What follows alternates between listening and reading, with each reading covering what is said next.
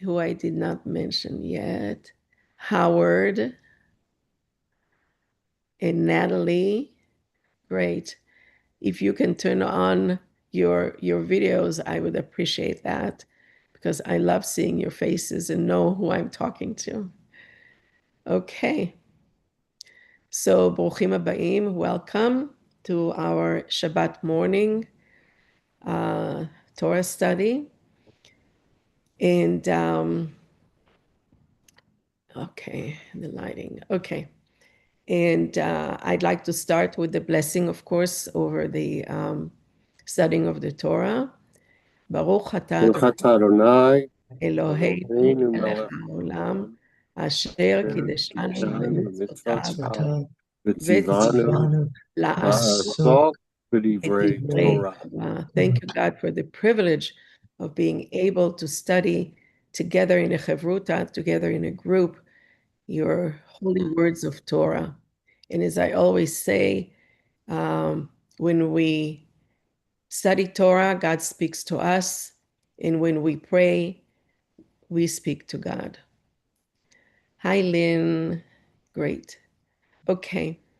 So today I was thinking of focusing on the power of prayer, particularly when the prayer is kind of personal, very personal.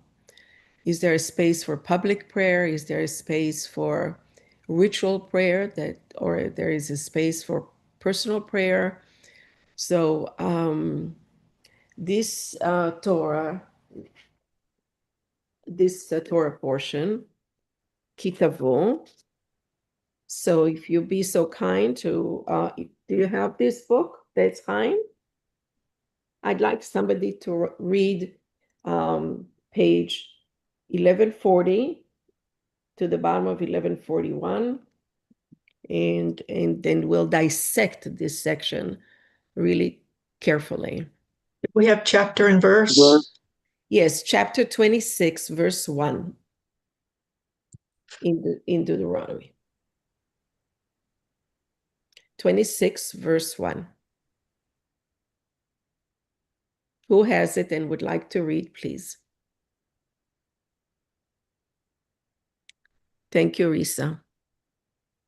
When you enter the land that your God... Can you get a little closer to your mic, please? Thank you. When you enter the land that your God Adonai is giving you as a heritage, and you possess it and settle in it, you shall take some of every first fruit of the soil, which you harvest from the land that your God Adonai is giving you. Put it in a basket and go to the place where your God Adonai will choose to establish the divine name. You shall go to the priest in charge at that time, excuse me, and say to him, I acknowledge this day before your God, Adonai, that I have entered the land that Adonai swore to our fathers to assign us. Oh, yeah, go on. The priest shall take the basket from your hand and set it down in front of the altar of your God, Adonai. You shall then recite as follows before your God, Adonai. My father was a fugitive Aramean. He went down to Egypt with meager numbers and sojourned there. But there he became a great and very populous nation. The Egyptians dealt harshly with us and oppressed us. They imposed heavy labor upon us. We cried to Adonai, the God of our ancestors, and Adonai heard our plea and saw our plight, our misery, and our oppression. Adonai freed us from Egypt by a mighty hand, by an outstretched arm, and awesome power, and by signs and portents, bringing us to this place and giving us this land, a land flowing with milk and honey. Wherefore I now bring the first fruits of the soil, which you, Adonai, have given me. You shall leave it before your God, Adonai, and bow low before your God, Adonai, and you shall enjoy, together with the family of the Levite and the stranger in your midst, all the bounty that your God Adonai has bestowed upon you and your household. Thank you. Perfect. Okay, so this segment is absolutely loaded with discussion. So the first word is, you know what, before I even talk to you about this, what is your impression of all this? It's the Haggadah. Very good. What else? Anyone? Well, my question is, why does it not mention Joseph by name? Good question, because it's general. It's not just, Joseph is not the superstar here. Joseph, God is the superstar, right? So, But it Joseph, does say one of our forefathers went down to Egypt. I mean, it talks in the singular of one forefather. I assume that's Joseph. no, it's actually Jacob. Who went But to Egypt? of course, remember that the story of Joseph. Jacob is coming down with all his with his family, because Oh, there so is, it's after Joseph has already been there that they're talking about? correct. Yeah, Okay. yeah. But we'll talk about that too, because there is a discussion with our interpreters about who is it? Is it Abraham or is it Jacob that they are talking about? And just to have that discussion, I think it is wonderful. You know, is it Abraham? And if so, why? Is it Jacob? If so, why? So, but let's go step by step. So, what is your impression of this fabulous first segment of Kitavo, of this Torah portion? This ritual. Well, but we should be thankful for having been given our freedom. Very good. That's one. That's another one. Good. What else? That we should share the bounty that we get. Who was that? Marina. Beautiful. Great. What else? In other words, gratitude, right? Yes. Sharing with gratitude. Excellent. Okay, so I'd like to first, the very first word, v'haya. In Hebrew, it says, it gives you, it's not only when, but if. V'haya. And it's obviously it's because of the vav, the first initial letter, v'haya, and if it was, and if you enter, and when you enter, all of the above can be interpreted that way. So when you enter the land, what kind of land? That God has given you. It's not just an ordinary land, right? Particularly now with all the incitement that goes on in the world about the land, the issue is not at that time, this time is the issue is not the land, but in biblical time, it's very clear that what kind of land it is. It's the land of whom? Anyone? What land is it? Land of milk and honey. Excellent. What else? The land God gave us. Exactly, right? The land that God has given us, it's not just an ordinary land. It's not like Herzl, Benjamin Herzl, during the first or second Zionist Congress in Basel, Switzerland, said, well, let's go to Ethiopia, you know. Well, no, that's not the land that was given to us as a heritage by God, right? So it's the land that God has given us to us as a heritage, not ordinary heritage, but a heritage where we possess and settle in it. What does possess means to you?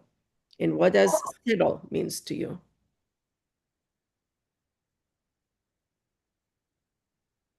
Anyone? I think possess means, this is Marina speaking. I think possess means that we have driven somebody away from that land. Okay. Anyone else? I think it just means we own it, but I actually think what's intended here is that you can't just own it and like rent it out to someone. You need to actually be there and take care of it as part of possessing it. Beautiful. Pnina?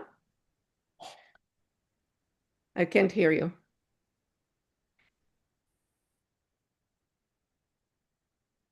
It means that if you own it, you have to take care of it.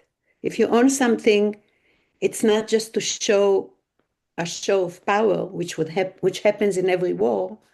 It's the responsibility that comes with it. Beautiful. It's like you're a part of your family.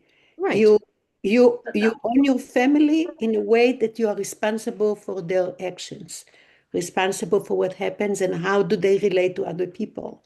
Right. So Right. it's Excellent. Excellent. Very good. Brad, did you want to say something? Is that a finger there? Okay. So it's like, in Pnina, and all of you said correctly, it's like when you inherit a home from your parent, you inherit their home. It's now your turn to take care of the home, take care of the garden, make sure that everything looks great, and you hold on to it. It's like in the beginning in Genesis when God says you'll control the animals by naming them, right? The moment you name something, this is mine, then you have the responsibility, also goes with the honor. Okay. I think it So, also means occupy.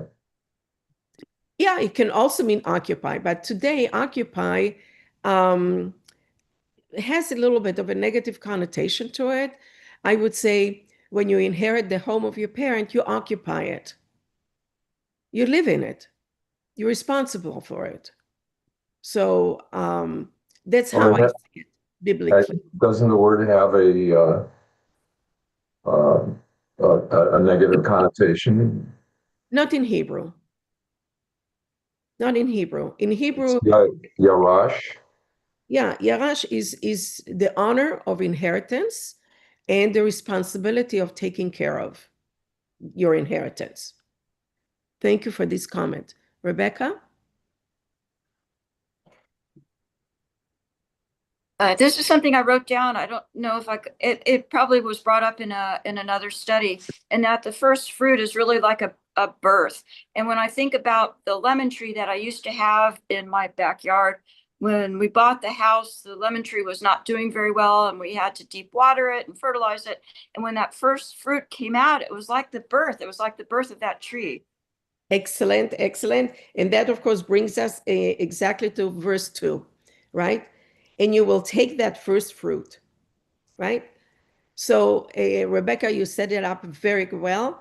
The first fruit is something that you nurture, something that you look forward to, something that you, in a way, possess, right? You take care of the tree and you wait, anxiously waiting for the moment that you see the first flower of the fruit tree, your first flower, and you smell it and you tend to it and you hope that the winds will not come and blow it off the tree, and all this anticipation, anxiety that goes along with the first fruit that you planted, the tree that you planted.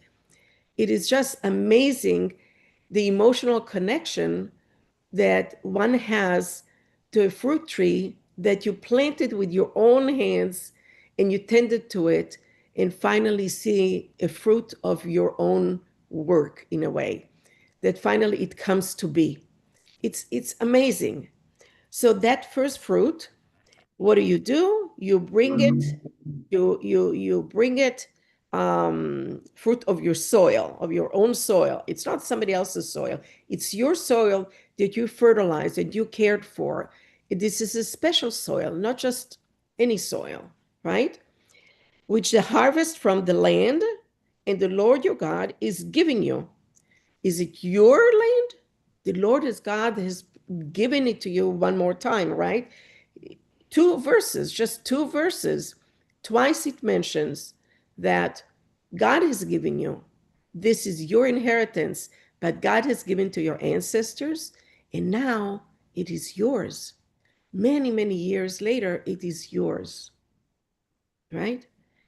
So there is this historical, I would say, attachment to this particular land, because we know the history, right? It was given to Abraham and then to his generations to have, to live, to hold, to care for. That's it. That's the right word. Right, to care for. So then it says, right? But don't we learn later on that it's only given conditionally, and that if we don't follow the commandments, God might take it away? It's not only about the land, it's about our behavior to the land and to ourselves. It's correct, Steve, in everything. There is the yin and the yang, the positive and the negative. If you do this, this will happen. If you do that, that will happen. And we saw, right, the two mountains in the Galilee, in that it says this is the mountain of blessing and the mountain of curses, and it's up to you. And I want you to choose the good, right? So there is that component of responsibility. Again, Steve, it's about the responsibility. If you don't behave right to the land, you might lose it. If you don't behave right to yourself with the relationship to our God, your relationship with God will falter, right? Okay, so let's I have a question. please. Um, why is the fruit brought in a basket? Aha! Thank you for the question. The only connection I can think of is Moses in the basket going down the river. I like that. I like that. That's Mara's interpretation.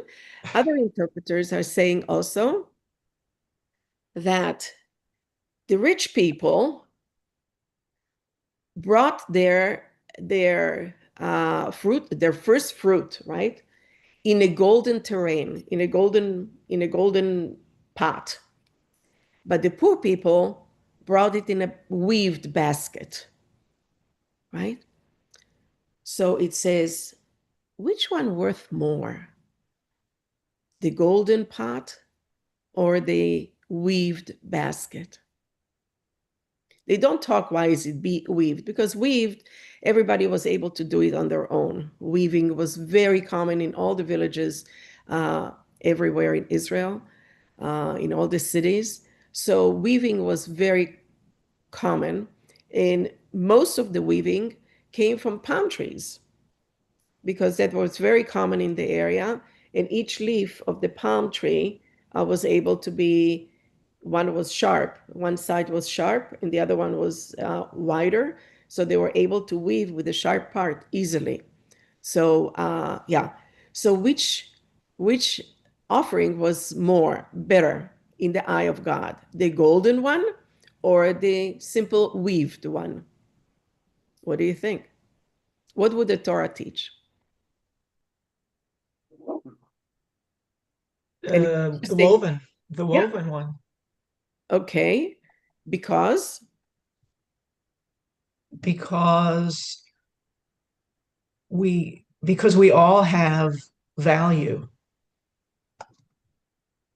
not just some of us who are blessed with more possessions. okay. Okay. Anyone else? Beautiful.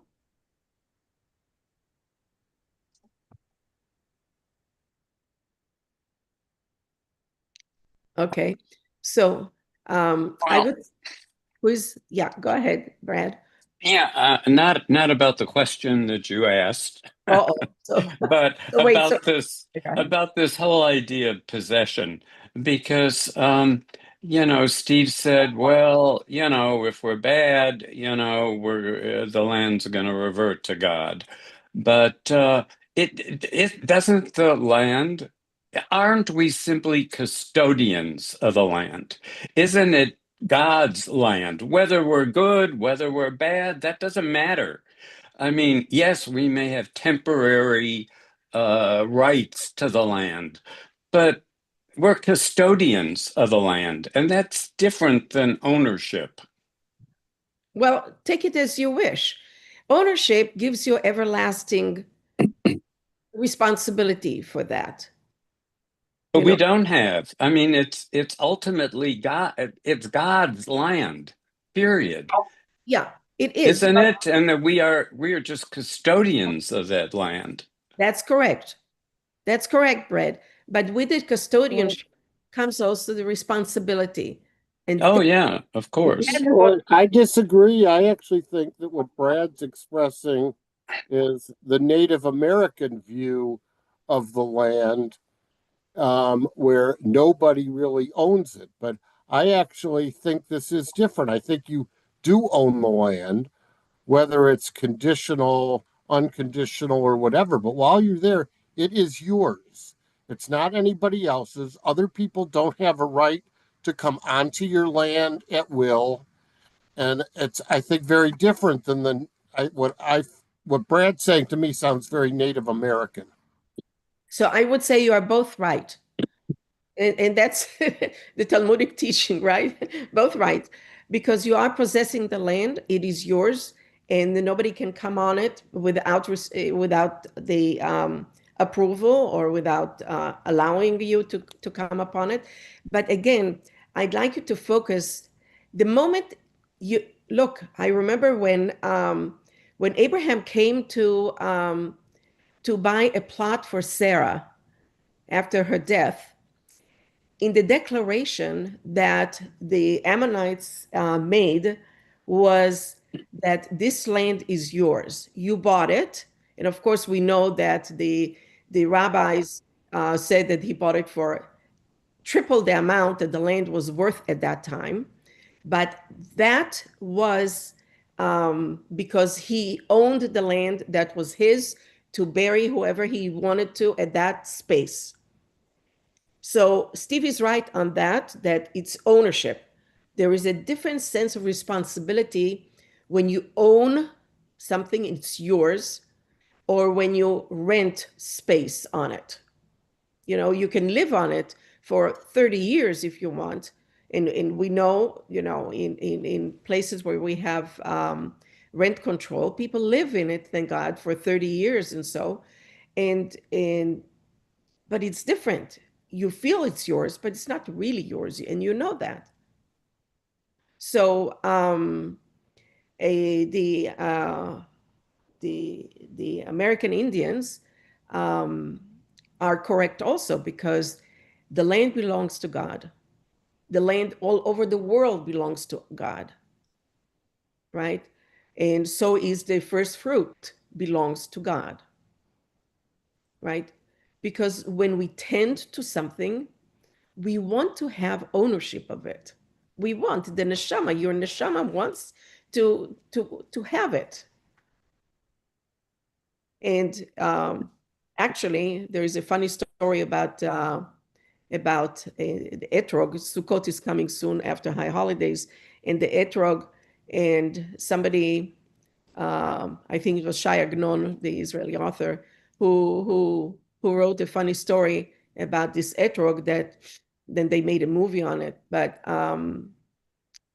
that the person who owned, he didn't own it, he kind of bought it, but his parents were not allowing him to touch the etrog. But in order for him to have possession of it, because he desired it so much, he took a bite of it. And of course, he made it unkosher and so on. But anyway, their responsibility and ownership goes together, is what I wanted to say. And you are correct, Brad. All the land in the world, anything in the world, really belongs to God. And if we see it that way, then if each and every one of us sees that everything we have, we don't own it, and we don't, because of, we cannot say because of my brain, because of my money, because of my greatness, because of my everything, that I made it, I worked for it, right?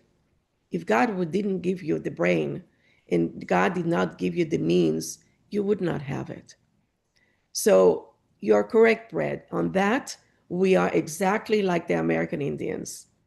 And this is where this fabulous prayer comes in. So let me jump a little bit.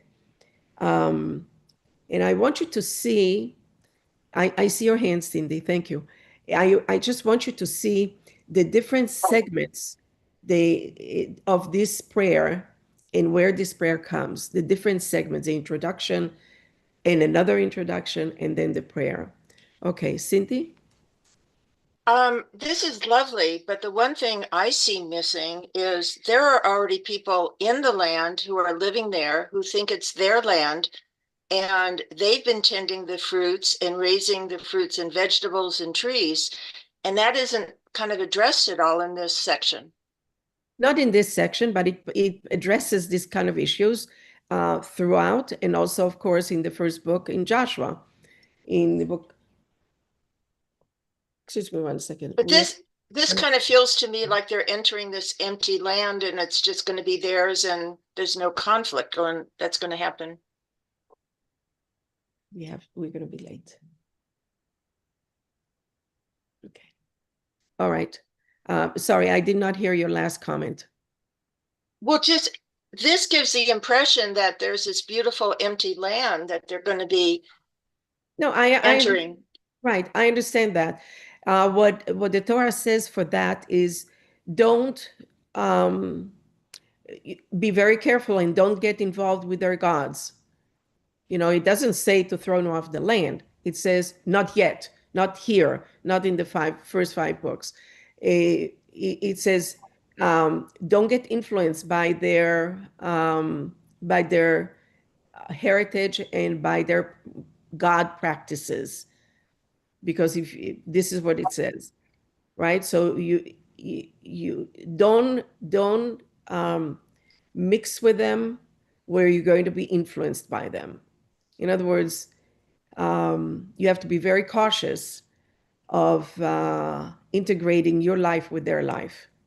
And that goes to us today also. So we have to be very cautious how much assimilation we have. We have to be very cautious about that.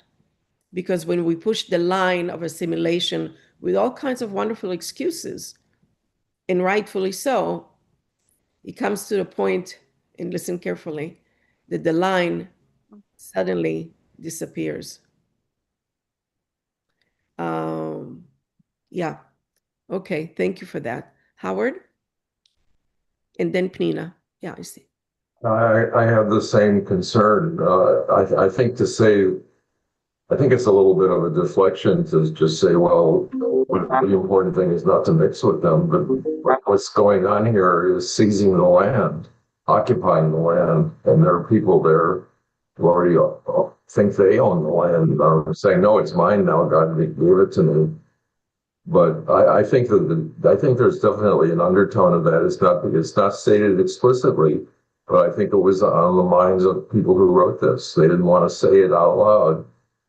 But this is like the charter. Never mind that there were people there and they thought they owned it. God gave it to us and we seized it. You get it as an inheritance. Yeah, we got it as an inheritance. So never mind that it was theirs. We got it as an inheritance. It's like saying, this is my house now. I inherited it. Yeah, that is your house. Even though it was your house. Well, you never gave it to me. I took it from you. Okay, so it's not taking it from you. And I want to remind you, if there are two siblings and the parent is leaving the inheritance to both siblings, but one of the siblings have been working with the parents and helping them at their old age for 20 years. He's been living in the house. Does that child has more rights to their home of their parents? Must he sell it? My wife. Well, that all depends. I mean, in some, and in a couple hundred years ago, if that was the younger son, he'd get kicked out of the house, and the older son could take it. So, I mean, these things are all legally dependent on custom and wills and all kinds of things. Correct. Correct. So I think you are being a little bit influenced by the atmosphere, the political atmosphere that's happening now. And I'd like you really to focus more on what the Torah is teaching us. But they knew there were people there because Hold on, two we people know are from talking at the same time. What? we know from the spies that this land was inhabited and other people had it. So they knew if that they were going to have to use force to take it away. That's even before you get to Jericho and what's after the Torah. Joshua, yeah. So I think that's what Howard's saying is they're trying to whitewash over what we knew before, that we're actually going to be displacing people. I have to tell you the truth. This is difficult for me. When you're using words like, displacing, and these are words that are political words that are being used now. And I have a little hard time with that. But I'm a look, people were traveling, people were nomads, right? So people were traveling all over the place. And when people settle, and that's the key word here also, right? When God is giving you as a heritage and you possess it, settle in it.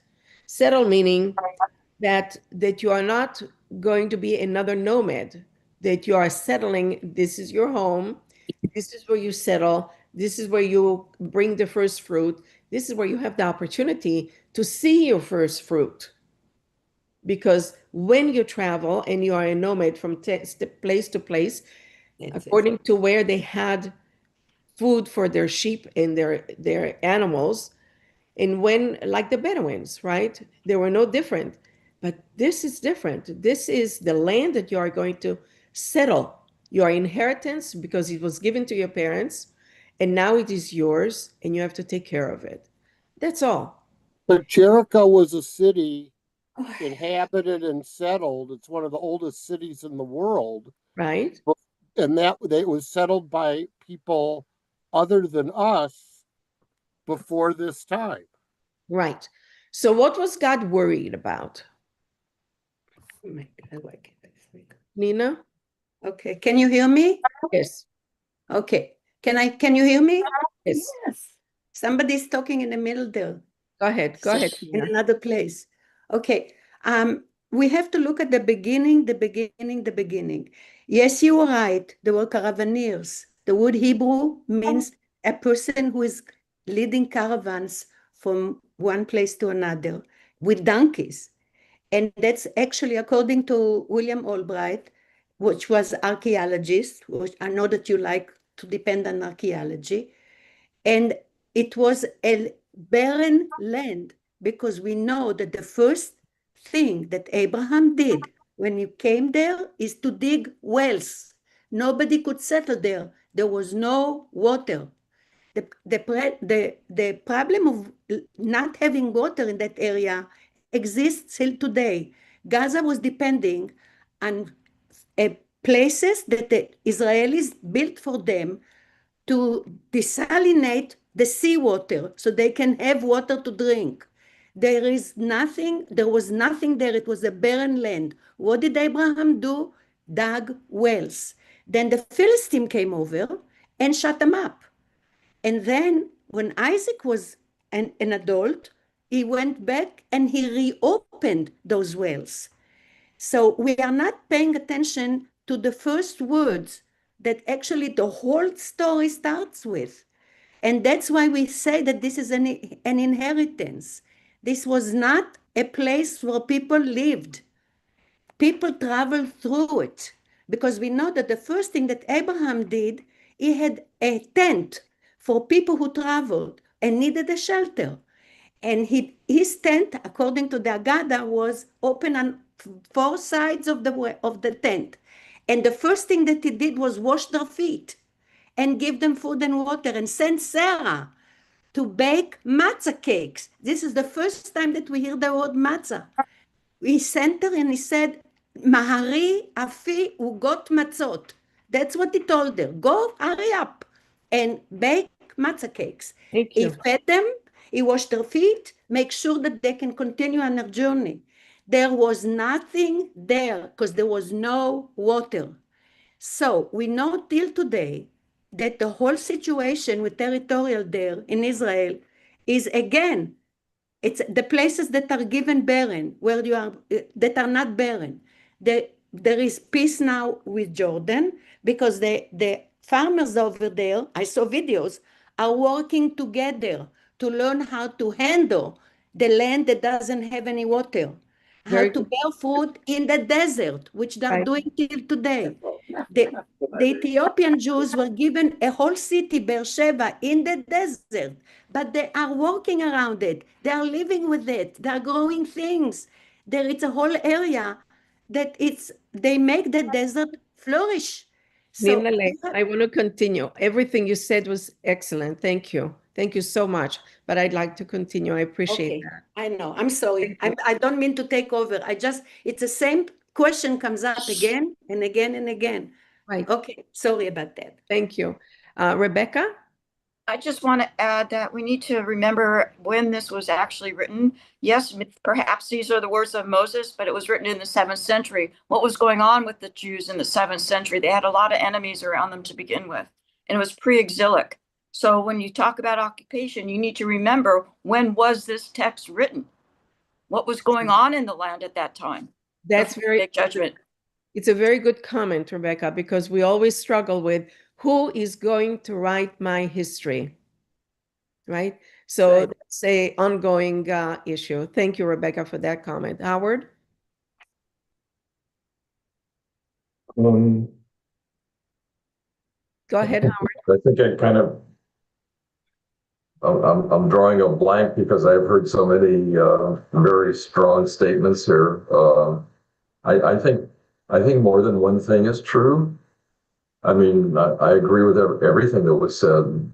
It was, it probably was written a lot later than the 7th century also, which scholarship tends to show. But I think that it was on the mind of people that this land was seized. Okay. This is our story. This is our narrative that it was given to us. Yeah, it's again, who is writing my history, right? Okay, thank you. But I think that they knew what it's more complicated than that. That it wasn't barren. I mean, it was inhabited by giants. They brought back gigantic bunches of grapes. You are correct, like but that was much grasshoppers. later. That was much later, remember? Okay. We are talking, is it the time of Abraham and Jacob, or is it the time of when they are right in the, at the entrance crossing the sea, the river? Well, isn't this about when you enter the land? That's correct. This is the very first word in this Torah portion. When you enter the land, right? When you enter the land that the Lord, your God, has given you as a heritage. When we entered the land, didn't we know that it was inhabited by and that it was flowing with milk and honey? Of course we know. So it wasn't barren. But no. It was barren at the time. It was barren at the time of Abraham and Jacob. Right. And later on, we are hearing about the land of the milk and honey and the giant grapes. Yes, but that was later, not in the beginning. So it was already occupied back then. I mean, it was already seized. I'm a little confused. There were already people living there. It was not occupied, because Brad said correctly, occupation is something that you don't necessarily inherit, I would say. If you need to occupy something, it's not an inheritance anymore, but you have to clear the land in order for it to be. Yeah, but we're going into a space that I feel bad, because I want to go on with the prayer itself and the big picture here about Eric, did you want to say something? And David, you wanted to say something? But if it's It's like greetings from New York City. And I want to tell you, I had to make a trust up to protect my money for old age. It's like you have to have a deed for your property because if there'll be too many disputes if you don't have a deed or a trust. Do you agree? And with the world is the Lord's and fullness of love. We are custodians of God's land. We are the excellent, trustees. excellent, excellent. Okay, thank you. David, you wanted to say something?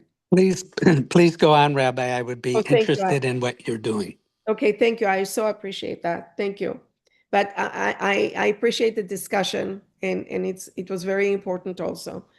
Okay, so that harvest, and the Lord was giving it to you, right? Put it in the basket. We talked a little bit about that, and we'll choose to establish His name, right? That it's very controlled. You are going to do the first fruit where God tells you, not what you want, any place, any time. God wants you in particular time, in particular space. So there are clear boundaries of where it's going to be given, right? And where God is choosing, right, to sanctify God's name there, right, which is the Holy Temple in Jerusalem, or the Holy Mountain in Jerusalem, or in the city of Jerusalem, not just anywhere, right? Because we didn't have at that time yet the Holy Temple. And then it says, introduction, what you need to do? What do you need to do? You go to the priest in charge at that time. That addition of at that time, by the way, gives us also the information that when we have questions, rabbinic questions at this time, in any one of you, you need to come to the rabbi of that time, of your generation. You don't base your decisions or your answers in previous years. You base it on, but you take it from there and then you develop it into our time. So the rabbi of our time is becoming the specialist, right?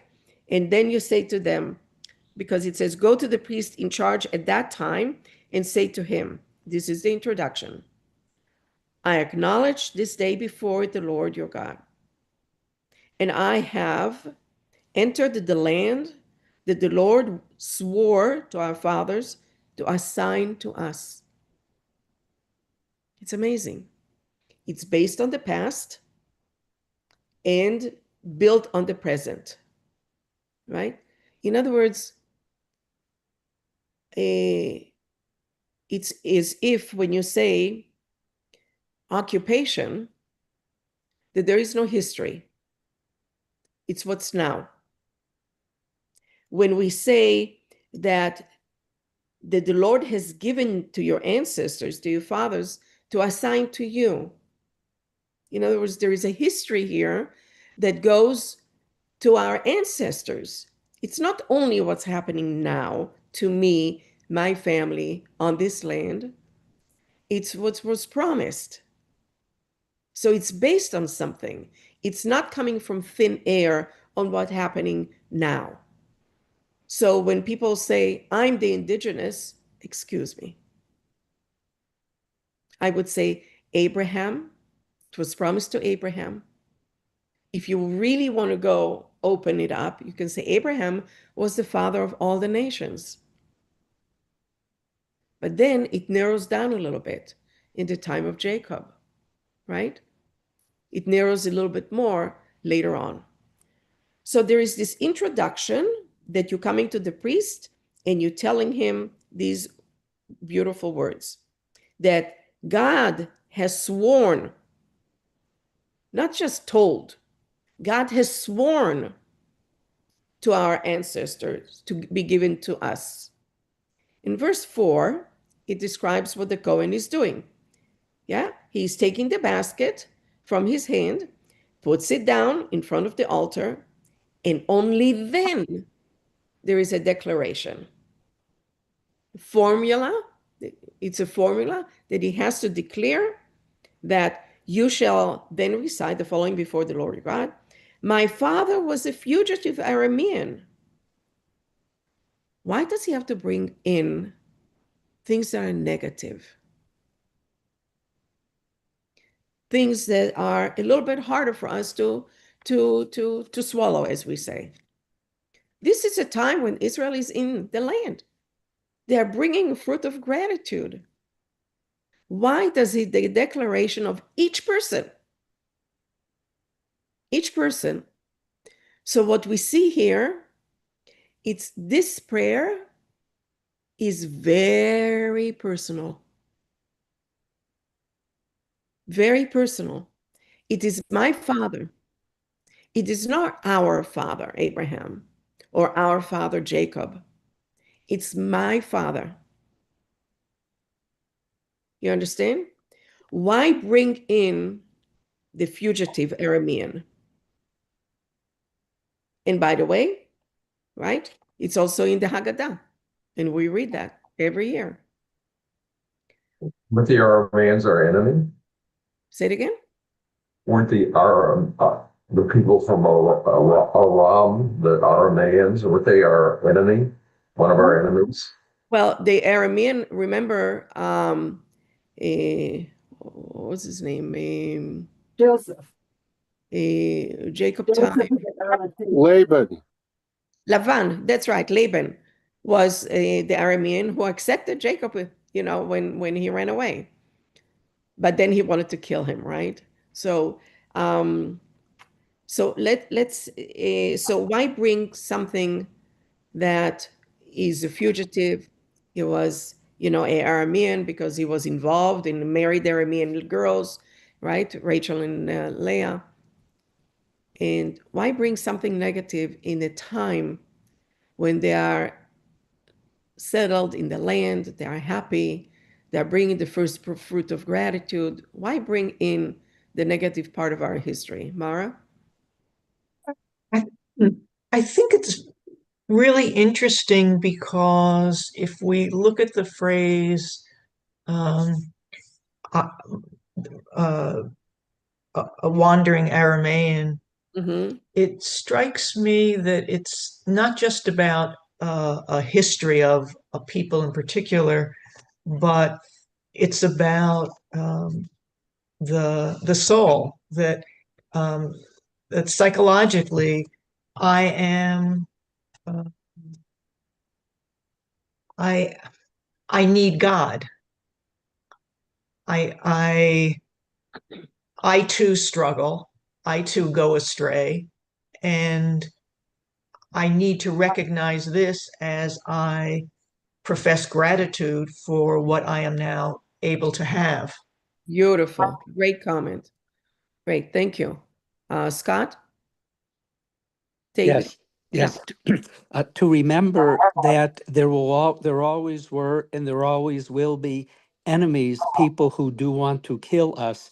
And even if we're in the new land that God gives us, we should never forget.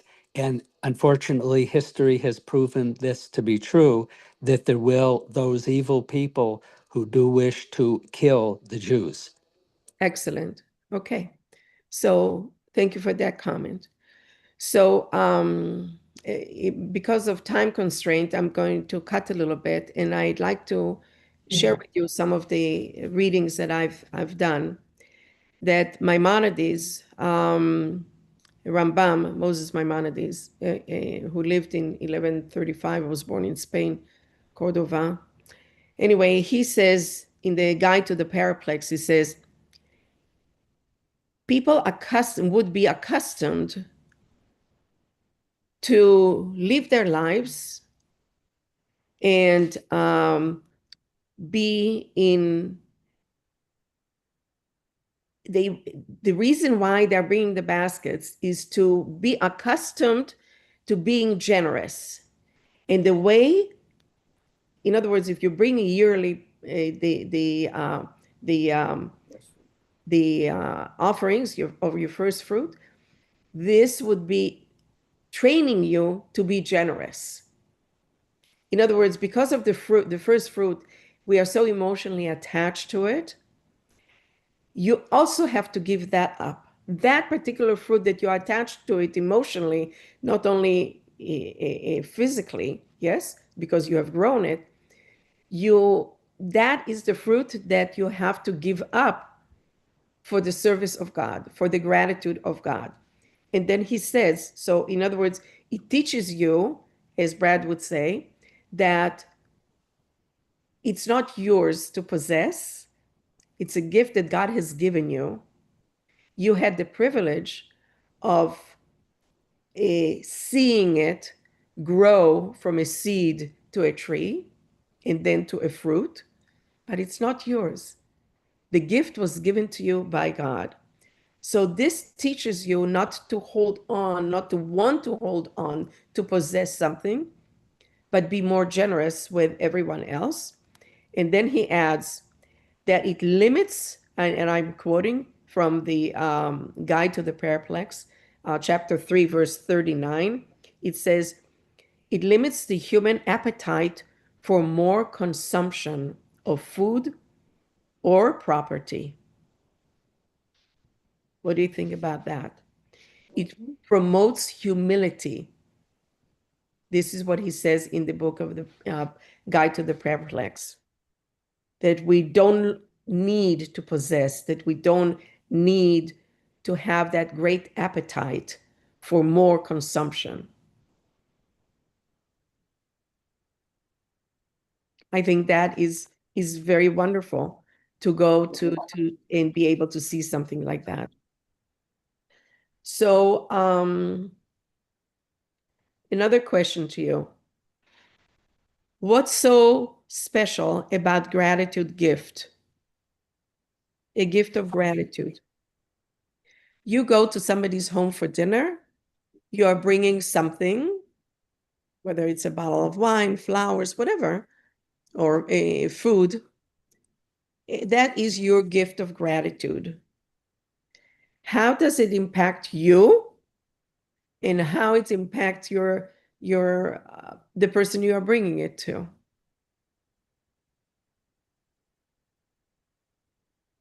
You thought about that? The gift of gratitude. Another question. Why the giver has to make a declaration of gratitude? Why does he have to even make that declaration? Why is it not enough just to bring the fruit?